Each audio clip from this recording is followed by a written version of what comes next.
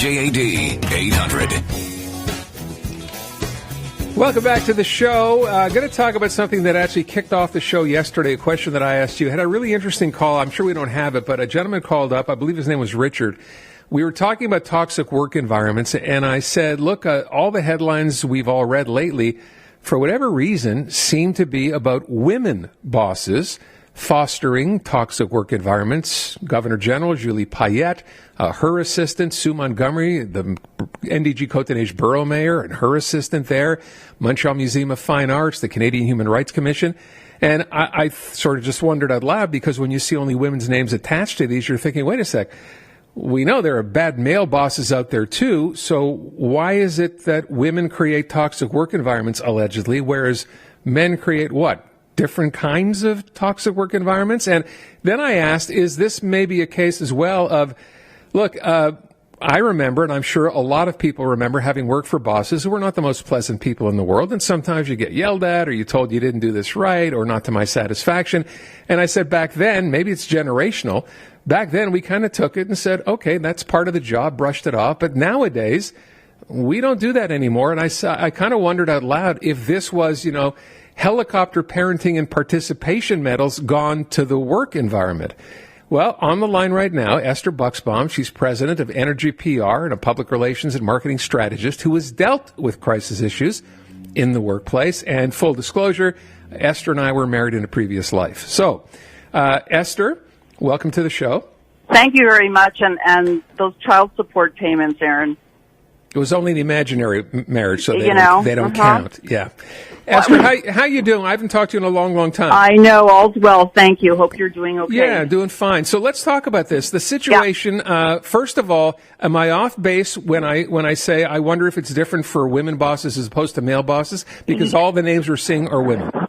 Yeah, I know. And that's, an anomaly. I don't think it's gender specific at all. I think, first of all, we need to define what a toxic work environment looks like. And a toxic workplace is typically one that has a narcissistic leadership, male or female, and they're bullies. They intimidate, they believe that they're above the rules, that they're always right, and they're often abusive, and that includes, verbal, psychological, physical, or even sexual abuse, at sometimes. And these people typically have two personas, which is very interesting. Their public persona is usually one of strong leadership, success. They exude confidence. They're extremely charismatic and quite charming. And privately, they can be quite arrogant, insecure. They tend to have a sense of entitlement, and they really believe they're Teflon. And very often, stakeholders outside the organization, chances are, would never be witness to that person's darker side.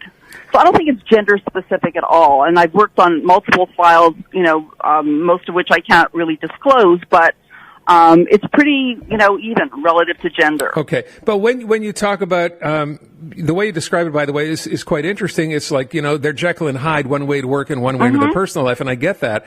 But I'm going to say generationally, bosses were, for the most part, and I talk about myself working in this business, there were some tough ones. There were some yellers and others who weren't. But you kind of, at the end of the day, if you had a bad day with your boss, you didn't call HR and say, look, I can't do this. This is no longer an enjoyable work environment for me. You came back the next day and things are better, and it maybe didn't come up again for a month or 2 or 6. No, I get that. And I have a tendency to agree with you because I think a lot of it is generational. But, in the case of the museum, for example, and I'm not going to speculate because I don't have firsthand knowledge, but I've worked on many files where, these complaints are extremely legitimate, and they required intervention. Okay, and I'm thinking legitimate in the sense that that's emotional abuse, psychological abuse that would qualify as that, or what? Yes, absolutely. And these are people that are going into work absolutely every day, and they're being abused, by these folks. And, in the case of the museum, for example, how do you tell? Typically, there are signs. These environments have a high staff turnover. There's a lack of motivation among employees, negative attitudes.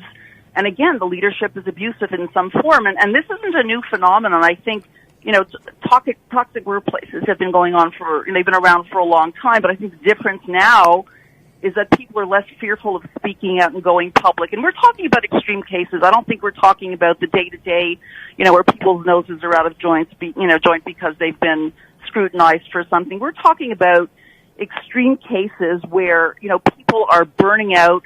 There are a lot of physical and emotional consequences. There are illnesses, fatigue, depression, insomnia. There's a loss of appetite. There's huge stress and anxiety in some of these places that have a high level of toxicity.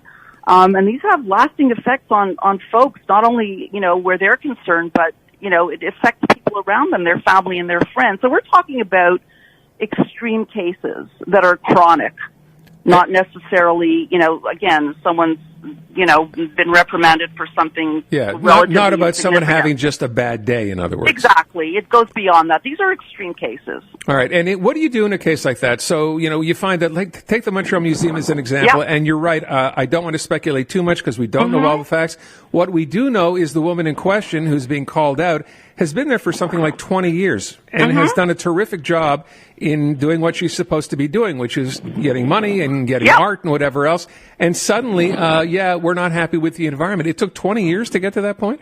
Well, again, people are often frightened for their, for their jobs and their well-being. But, I guess the more these circumstances, the more these types of, circumstances come to the fore, the more fearless people are to come forward. And I think their board took, from what I understand, took a very positive step to investigate those complaints. And what they did was they hired, which is typically what you would do, hire an independent third-party HR expert to depose the complainants. And then they would issue their findings based on those depositions. And I'm assuming that that's what happened with Madame Mondial in the museum, and she may have been terminated or probably was terminated as a result of those findings. But they have to be, it has to be a very chronic, long-standing, problem within the organization, and typically, people don't come forward because they're really afraid for their job and their livelihood. Yeah, and then someone would say, well, if you don't like it here, you can quit, which is, of course, not the solution, but that's what people used to say in the old days. Yeah. So we're not in those days anymore. I wonder, when you're in a situation, when you're in there trying to mediate this or try to do your work to find out what's going on, what are the boss's reactions when they're confronted with this? Well, typically they're very defensive. Many of them will hire legal counsel, and they'll fight back. But again, in this day and age of corporate governance, everybody's under a microscope. Bosses, leadership can't get away with what they used to get away with, because they're under a microscope. You mentioned, the museum. You mentioned, look at Jessica Mulroney. Look at Ellen. All of these, the Governor General. All of these, situations are coming, these cases are coming to the fore. People are speaking out, and they're not afraid to do so anymore. You get to the point where you just can't take it anymore.